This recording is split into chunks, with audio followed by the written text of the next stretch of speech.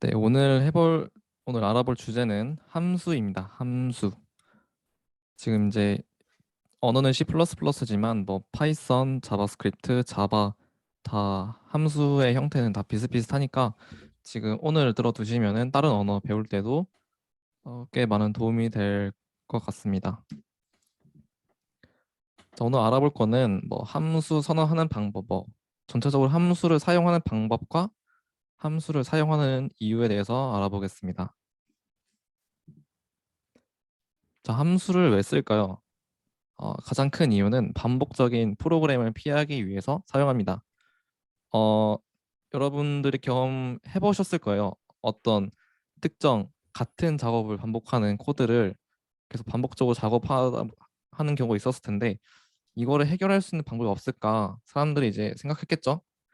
그래서 결국에 함수라는 게 등장했고요.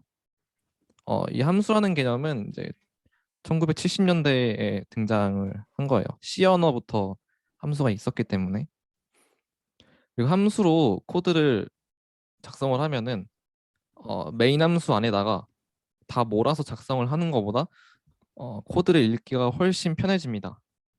어, 함수에는 이제 뭐 특정한 기능을 다 몰아 넣는 거예요. 예를 들어서 어떤 변수 두 개를 더하는 거를 함수로 작성을 한다던가 뭐 내가 원하는 출력을 하는 부분을 뭐 함수로 작성한다던가 아니면 어떤 로직을 함수로 넣는다던가 이렇게 함수 일부분을 그냥 뚝 떼가지고 잠깐 보관을 하는 거예요.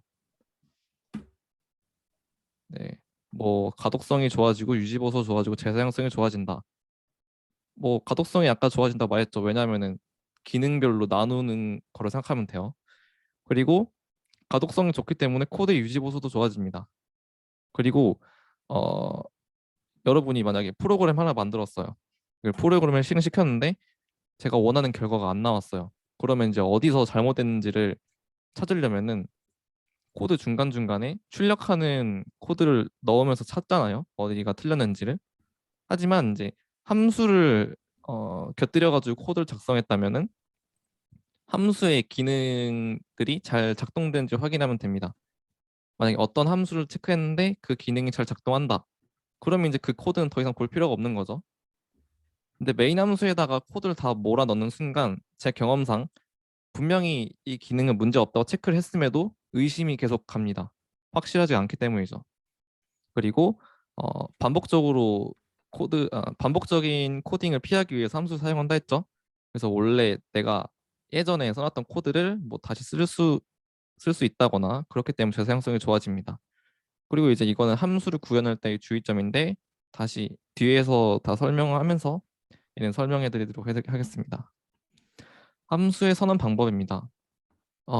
제일 많이 보시는 함수죠, 여러분이. 메인 함수입니다. 메인 함수. 메인 함수도 여기 메인 함수 있죠? 얘도 함수의 구조를 그대로 따르고 있습니다. 여기 보시면 함수를 선언하는 방법은 일단 이렇게 리턴 자료형을 써줍니다. 리턴 자료형 써주고 그리고 얘 메인이 함수 이름입니다.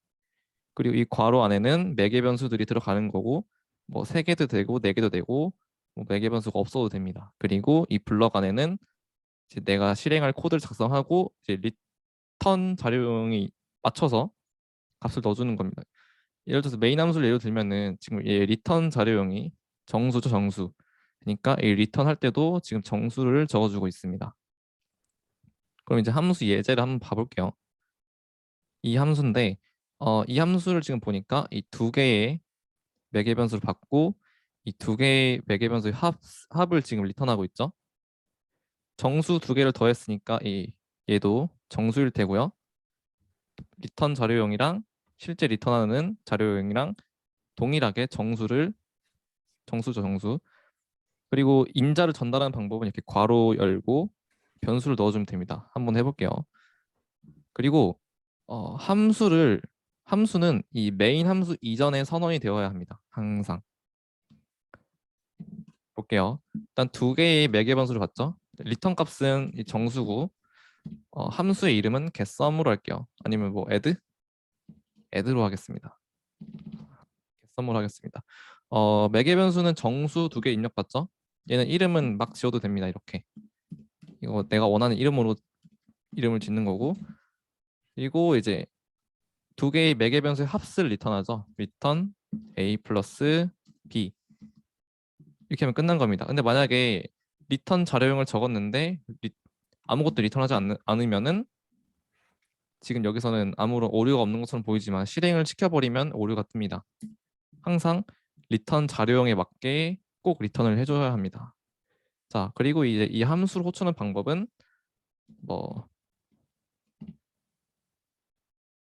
인트 뭐 리절트는 getSum 뭐 1 더하기 5라고 할까요? 1 더하기 5 이렇게 괄호 안에 인자를 전달해 주면 됩니다. 이렇게 뭐 직접 적어 주셔도 되고 아니면은 이렇게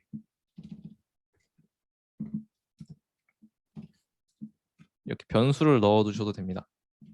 이렇게 숫자를 직접 입력해 버리면은 지금 6이 나오면 되겠죠?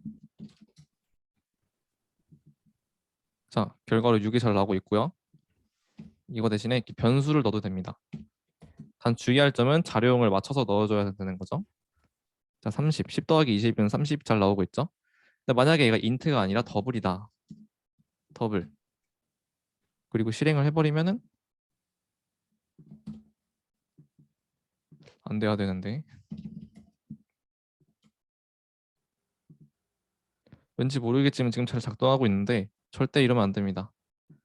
아마도 여러분이 이제 비주얼 스튜디오 커뮤니티를 쓸 확률이 높은데 거기서는 이제 이게 잡힐 겁니다.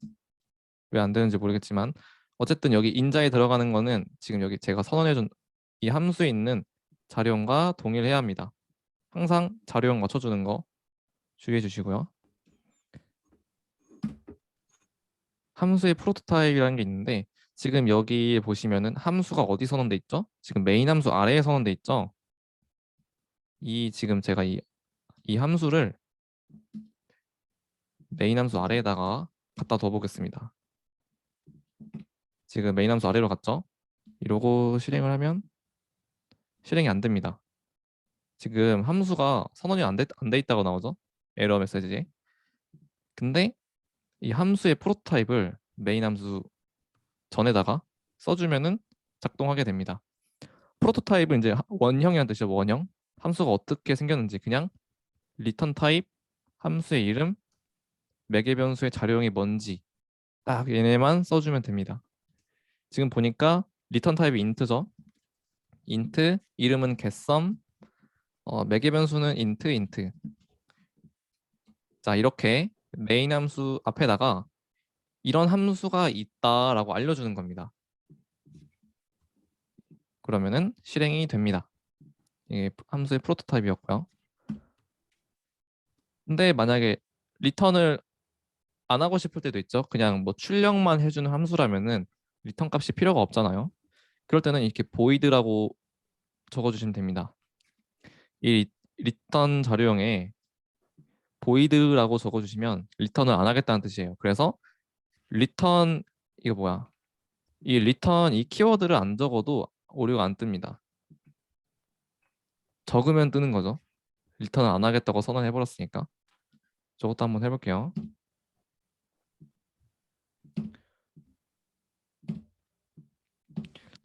void print out hello world. 대충 이렇게 하고 함수 호출은 항상 이렇게 함수 이름 적어주고 여기다 인자를 이렇게 넣어주면 되는데 지금 이 함수는 인자가 없죠? 그러니까 아무것도 안 적어줘도 됩니다. 이렇게 그냥 이렇게 하면 함수가 호출되겠죠? 인자가 없으니까 뭐 전달할 게 없잖아요. 자, 실행되죠? 자, 그리고 아까 여기 리턴한 값을 제가 리절트에 저장을 했잖아요. 이 함수가 리턴한 값을 이렇게 변수에 저장을 해도 되고 아니면은 이 리절트 대신에 getSum을 바로 호출해서 출력을 해도 됩니다. 여기 있는 이 리절트 위치에다가 getSum a, b 이거 넣어주면은 같은 결과가 나옵니다. 자, 그리고 이제 메모리 얘기를 잠깐 해야 되는데 이제 결국에는 메모리 제가 그 첫 시간에 말했다시피 C 언어나 C++가 아직까지도 40년이 넘었는데도 50년 돼가는 것 같은데 아직까지도 이렇게 많이 쓰는 이유가 성능이 되게 좋다고 했잖아요. 되게 엄청 빠른 언어죠, 속도가. 그 이유 중에 하나가 C 언어나 C++는 이제 메모리에 직접 접근이 가능합니다. 뭐 다른 언어는 못합니다. C 언어나 C++ 그리고 뭐 러스트 이런 언어만 가능한데 이렇게 하드웨어에 직접 접근하는 언어일수록 속도가 빠릅니다. 어셈블리어라는 것도 들어보셨을 텐데 어셈블리어는 CPU에 직접 접근을 하거든요. 그래서 어셈블리어는 C 언어보다 더 빠르고요. 이렇게 하드웨어에 직접 접근하는 언어는 속도가 빠릅니다. 그리고 C++는 메모리에 직접 접근하죠. 그 여러분 컴퓨터에 꼽혀 있는 그 램, 걔가 메모리죠. 그러면은 변수를 만약에 제가 하나 선언을 하잖아요. 지금 자바스크립트 코드인데 만약에 제가 이렇게 변수를 하나 선언했어요. 그리고 여기 안에 0을 넣었어요. 그러면은 이 인트 자료용은 크기가 4바이트짜리죠. 그러면은 이 메모리에 지금 이거 한 칸이 1바이트입니다. 1바이트. 근데 인트는 4바이트이기 때문에 총 4칸을 차지하는 공간이 하나 이제 할당이 되는 겁니다. 이 변수한테. 그리고 거기 안에 0이 들어가 있는 거죠. 지금 여기 있는 이거는 이제 메모리의 위치를 가리키는 주소. 이 정도면 일단 이해하면 됩니다. 일단 변수를 선언하면은 이 변수의 크기에 맞는 것이 이제 메모리에 공간을 할당받는다. 지금 인트는 4바이트니까 총 4바이트만 할당받고 이제 거기 안에 0이 들어가 있는 거죠. 일단 이 정도만 일단은 이해해 주시면 되고요. 왜 이 얘기를 했냐? 이 함수도 이렇게 메모리 할당이 됩니다. 제가 이렇게 막 함수를 적으면은 결국에 어쨌든 프로그램이 실행되면 메모리 안에서 실행이 되는 거잖아요. 함수도 이렇게 메모리에 저장이 되고 함수 포인터라는 게 있는데 거기에 이제 이 함수 이 코드가 있죠. 사실은 이제 뭐 0, 1, 0, 1 이렇게 저장이 될 거 아니에요. 그 함수의 위치를 담고 있는 그 자료형이 하나 있고 제가 이 함수를 만약에 실행을 하면은 여기 포인트에 접근해서 주소를 확인하고 함수에 접근해서 실행을 합니다. 사실 이해를 못 하셔도 돼요. 뭐만 알면 되냐? 함수를 선언하면은 걔도 메모리에 담긴다. 이 정도. 자, 이제 뭐 간단한 함수인데요. 그러니까 뭐 어렵게 생각하실 필요가 없어요. 함수는 어떤 느낌이냐면 만약에 제가 0부터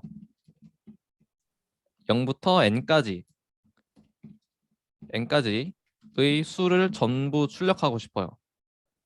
그러면은 보통 어떻게 할까요? 일단 n을 입력받겠죠? int n 해주고 n을 입력받을 거예요.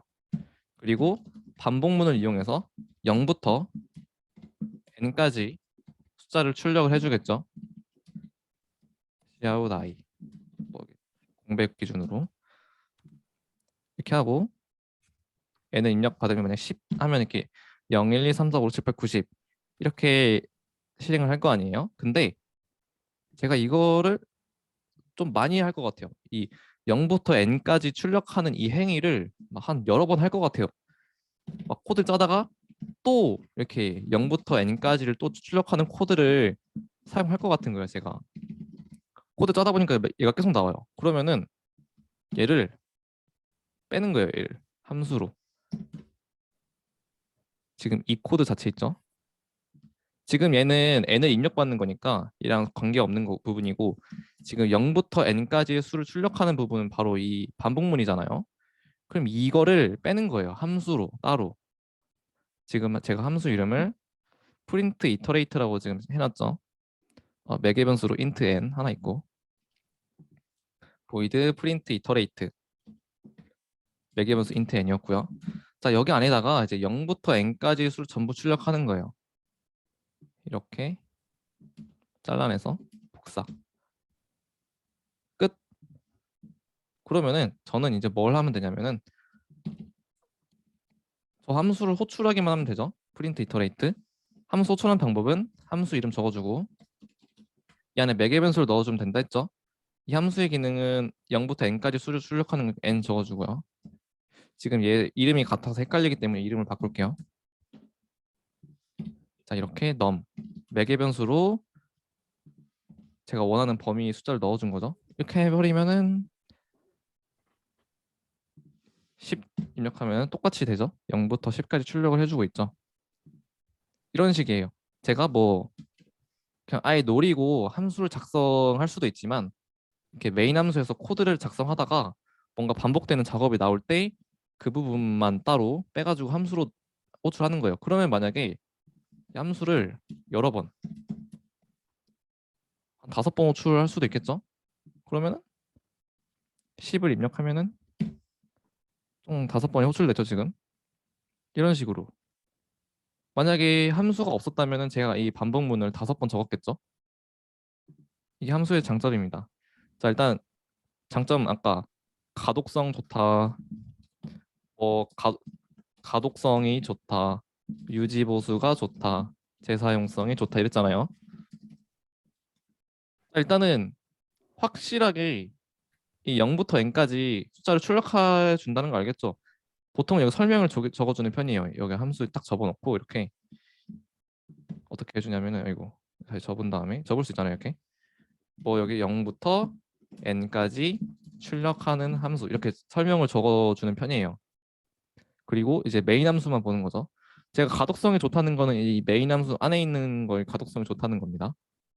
딱 봐도 가독성 좋죠. 아까 막 반복문 여러 개 있는 것보다. 그 유지 보수가 좋다. 제가 만약에 이 0부터 n까지 출력하는 거를 0부터 n까지 출력하는데 거기 2배 한 숫자를 출력해라. 이렇게 할 수도 있죠. 그렇죠? 그러면은 이제 총 2배 한 숫자가 출력했겠죠? 0, 2, 4, 6, 8, 10, 12 이렇게. 그죠? 얘를 지금 2배 한 숫자를 출력하고 있어. 제가 지금 그냥 요거 하나만 추가했죠? 근데 만약에 함수가 아니라 이 반복문이 메인 함수 안에 이렇게 있었다면은 같은 거를 하려고 제가 여기도 곱하기 2 해주고 여기도 곱하기 2 해주고 계속 이렇게 했겠죠. 그러다가 실수라도 해서 오타라도 된다? 그러면 이제 어디가 틀렸는지 모르게 될 수도 있는 거죠. 어쨌든 이렇게 유지보수가 되게 좋죠. 그냥 함수만 쓱 바꿔버리면 되니까. 그 재사용성. 지금 이거 제가 쓴 코드 뭐 100번이고 1000번이고 계속 사용할 수 있겠죠. 이런 장점이 있습니다. 자, 이제 연습인데요. 0부터 n까지 합한 값을 리턴하는 함수를 한번 작성을 해볼 거예요. 제가 한 3분 정도 기다리고 있을 테니까 한번 작성해 보세요. 지금 이거를 그대로 따라 쓴 다음에 코드만 작성해 주시면 될 것 같아요. 반복문을 사용하면 되는데 여기 있는 이 for 반복문 있죠? 얘를 응용해서 풀어주시면 될 것 같습니다. 3분 뒤에 다시 오겠습니다. 뭐 있으신 분은 막 질문해 주셔도 됩니다.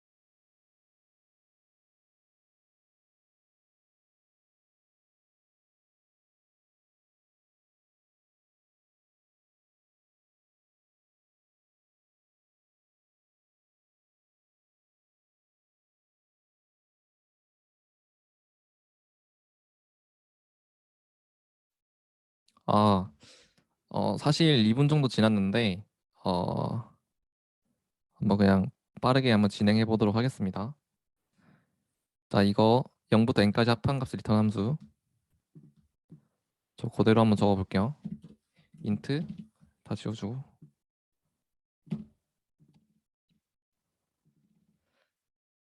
자, iterate sum. 매개 변수로 이름이 뭐였죠? n. 그리고 int sum이 있었고 sum을 리턴 해줬죠. 뭐 이제 반복문을 써도 되고요. 사실 이거 공식도 있죠. 공식을 써도 되고요. 반복문을 쓴다 하면은 만약에 0부터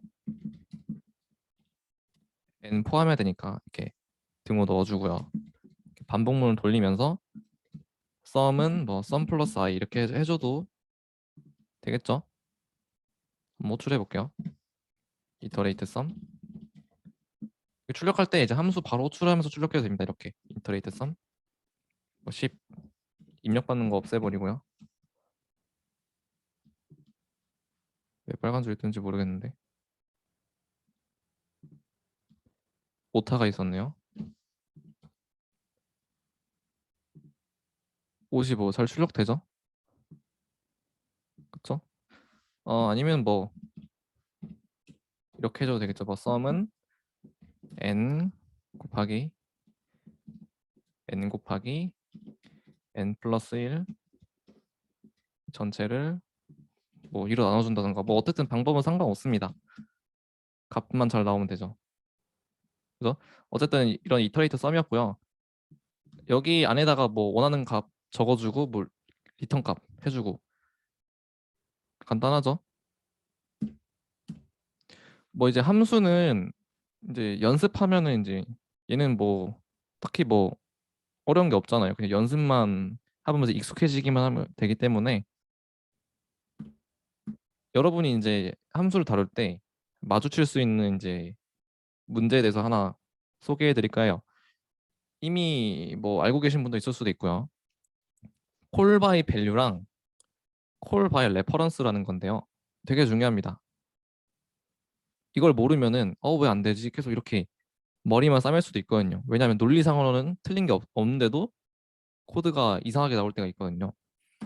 자, 콜 바이 밸류는 지금까지 봤던 게 콜 바이 밸류예요. 콜 바이 밸류랑 콜 바이 레퍼런스를 가르는 특징은 이렇게 함수 매개 변수 있죠? 함수의 매개 변수를 보면 되는데 지금 얘는 뭐 평범하죠? 이게 그냥 바로 콜 바이 밸류예요. 콜 바이 밸류. 콜 바이 레퍼런스는 이런 앰퍼샌드라고 부르는데 이런 이상한 기호가 지금 붙어 있습니다. 이런 기호가 붙었다? 콜 바이 레퍼런스입니다. 뭐가 다르냐? 지금 일단 이 getSum 함수는 이상이 없는데 swap number 이 두 숫자를 바꾸는 함수예요. 만약에 지금 여기 보이시죠? A가 3이고 B가 5인데 이 swap number 함수를 호출하게 되면은 이제 A가 5가 되고 B가 3이 될 거다라고 생각했지만 아니죠. 바꾸는 건 이렇게 하면 돼요. 임시 변수 한 개 두고 서로 바꿔주면 되죠. 뭐 그렇게 어려운 건 아니고요. 근데 여기 지금 설명이 나와 있죠. 콜 바이 밸류 방식으로 이렇게 코드를 작성해 버리면요. 두 수가 바뀌지 않아요. 일단 이거는 코드를 한번 작성해 보도록 할게요. 지금 여기 이거를 오른쪽으로 옮겨 놓고 다시 저거 되게 중요하거든요. 원리를 설명하자면은 이제 결국에 메모리를 이제 배워야 되기 때문에 나중에 중간고사 끝나고 할 예정입니다. A 뭐 이렇게 할게요. 저 두 개 바꾸는 건 이렇게 임시 변수 하나 두고 바꿔주면 되죠, 이렇게. 그리고 A는 B, B는 템프. 자, 이렇게 제가 나 두 수를 바꿔준 함수를 선언했어. 생각했어요. 그리고 이렇게 이름 다르게 할게요. 자, 이렇게 너밀이 3이고 5야. 그리고 이제 함수를 호출했는데 자, 뭐 예상되기로는 이 두 숫자가 바뀌어서 num1을 출력해 버리면은 5가 출력돼야 되고 num2를 출력해 버리면은 3이 출력되겠지라고 생각할 거예요, 아마도. 근데 안 바뀌어요. 그죠? 그대로 나오죠. 이 두 숫자가 바뀌지 않았어요. 그 이유는 이제 바로 이 매개 변수를 콜 바이 밸류 형식으로 던져줬기 때문인데요. 콜바이 밸류가 뭐냐? 자, 이 함수의 인자로 이렇게 던져주잖아요. 어떤 이 변수를 넣어주잖아요. 그러면은 이 변수랑 값은 같겠죠. 근데 사실은 이 num1이라는 이 변수를 이 a에다가 복사를 하는 겁니다. 값을. 이 num2에 있는 값을 이 b라는 인자에다가 복사를 해주는 겁니다. 얘를 이제 뭐 영어로는 파라미터라고 부릅니다. 얘를 복사해 주는 겁니다. 자, 아까 제가 슬라이드에서 아까 그 뭐야 이 메모리 얘기를 했죠. 자, 이 그림을 보면서 한번 다시 얘기를 해보도록 할게요. 이 num1이 선언했죠. 그러면 이 만약에 여기 7 여기 num1이라는 그 변수에 대한 영역이고 3이라는 값이 담겨 있다고 해봅시다. 알겠죠? 자, 근데 이 함수도 메모리 영역을 가지고 있습니다. 이런 식으로 그죠? 자, 이 num1이라는 곳이 메모리에 위치한 곳과 이 int a라는 곳이 달라요. int a는 여기에 있는 것이고요. num1이라는 변수는 여기에 있는 거예요. 지금 메모리가 서로 다르죠. 그러니까 제가 이 수합 함수에서 저 두 수를 바꿔주더라도 내가 원하는 건 이 메모리 상에 있는 이 num1이랑 num2를 바꿔주는 건데 사실은 여기에 있는 a랑 b만 바꿔준 거죠. 원래 있는 이 num1, num2가 안 바뀌고. 그쵸? 얘가 이제 값을 복사해서 그런 거예요. 지금 얘네랑 있는 메모리 공간도 다르고요. 그래서 이제 이것을 막기 위해서 이 기호를 붙여주면은 함수 안에 있는 매개 변수 안에 이걸 붙여주면은 정상적으로 작동합니다. 한번 보여드릴게요. 이렇게 붙여도 되고 여기다가 이렇게 붙여도 되고 이렇게 해줘도 되고 상관없습니다. 자, 이렇게 하면은 아까는 3, 5가 나왔죠? 안 바뀌고. 자, 이제 5, 3이 나옵니다. 이 기호가 붙어버리면은 복사가 아니라 그냥 원본을 그대로 사용합니다. 원본 그대로. 아시겠죠? 다시 이거 기호가 붙어버리면은 여기 들어간 이 num1 있죠? 이 num1이 그냥 이 자리에 있는다 생각하면 돼요. 원본 그대로. 복사하는 게 아니라 원본이 들어가 버립니다. 아시겠죠? 그래서 만약에 어 이렇게 해버리면은 하나만 지금 이상한 기호가 붙었죠? 앰퍼센드. 그러면은 여기 첫 번째 들어가는 거 원본이에요. 지금 num1. 근데 두 번째 거는 지금 복사본이죠. 그죠? 그래서 A에는 5가 들어갈 거고요. 왜냐면 B를 넣어줬으니까 여기서 지금 그죠? 근데 B는 안 바뀝니다. 이 num2는 안 바뀝니다. 아마 이렇게 5, 5가 나와버리죠. 얘는 복사본이기 때문에 이 num2랑은 아무런 관련이 없죠. 근데 A는 이거 이상한 기호를 붙여줘서 그냥 원본이 그대로 이동한 거죠, 여기로. 그렇기 때문에 얘는 값이 바뀌었지만 얘는 안 바뀌었죠. 얘가 콜바이 레퍼런스입니다. 이거는 이제 직접 이렇게 붙였다 떼봤다 이렇게 하면서 한번 봐야 됩니다. 지금 제가 설명해도 잘 모를 수도 있고요. 이거는 이제 여러 번 해보는 게 좋습니다. 실제로는 이제 포인터와 관련이 있습니다. 포인터. 얘는 이제 메모리 공간을 아끼기 되게 좋죠. 지금 이제 여러분들이 아직 클래스를 안 들어가서 그렇지만 클래스를 들어가는 순간 이걸 되게 많이 쓸 겁니다. 자, 이제 끝났고요. 지금 여기 있는 게 수학 넘버죠. 이제 혹시나 이제 객체지향 프로그래밍 듣는 분들 중에서 뭐 한경숙 교수님이나 최영규 교수님 듣는 분들은 클래스를 나갈 겁니다. 그래서 한번 봐볼게요.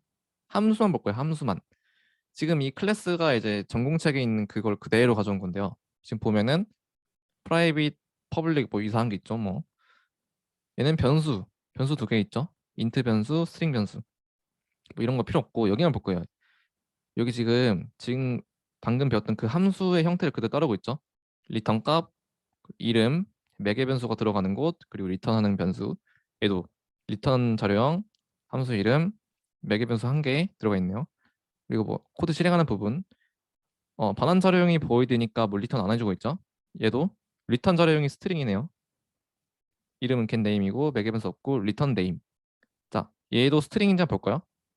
name이라는 변수는 스트링 자료형이 맞았네요. 같죠? return 자료형, 반환 자료형. 얘네들을 이제 멤버 함수라고 합니다. 멤버 함수.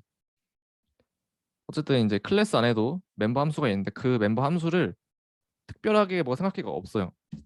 여기서 이제 배웠던 이 함수들을 그냥 클래스 안에다가 그냥 그대로 가져다 두면은 멤버 함수가 됩니다. 그리고 이렇게 메인 함수에서 이렇게 선언했던 변수들을 클래스 안으로 그대로 가져가면은 멤버 변수가 됩니다. 네, 어쨌든 함수가 끝났고요. 이제 사실 되게 많아요. 이가 함수는 이제 한 20% 정도만 한 것 같아요. 뭐 포인터 변수 같은 것도 있고 되게 많은데 뭐 함수 포인터 이런 거 되게 많은데 되게 뭐 활용성도 되게 높은 게 많은데요. 아까 제가 말했죠? 메모리 알아야 된다고. 네, 오늘은 되게 빨리 끝났죠? 30분 만에. 이제 뭐 함수를 사용한 뭐 예제 문제 같은 거는 딱히 없어요. 아까 봤다시피 뭐 그냥 코드 가독성 좋아지고 뭐 이런 특징만 있는 거잖아요. 제 이제 예시를 한번 보여드릴게요. 함수를 어떻게 사용했나. 자, 이게 100줄 문제 제가 푸는 건데 메인 함수 한번 찾아볼게요. 지금 여기 맨 밑에 있죠? 자, 여기 메인만 보면은 몇 줄이지? 하나, 둘, 셋, 넷, 다섯, 여섯, 일곱, 여덟, 아홉 줄. 지금 메인 함수에 있는 거 보니까 아홉 줄밖에 안 되죠? 지금 이 함수 하나만 호출하면 그냥 끝난 거예요. 이 문제 푼 거예요. 제가. 함수가 얼마나 있나 볼까요? 지금 이 메인 함수 위에 작성한 게 다 함수를 작성한 겁니다. 이렇게 쫙. 결국에 여러분도 함수를 작성하면서 할 수밖에 없어요. 아시겠죠? 익숙해지시는 게 좋습니다.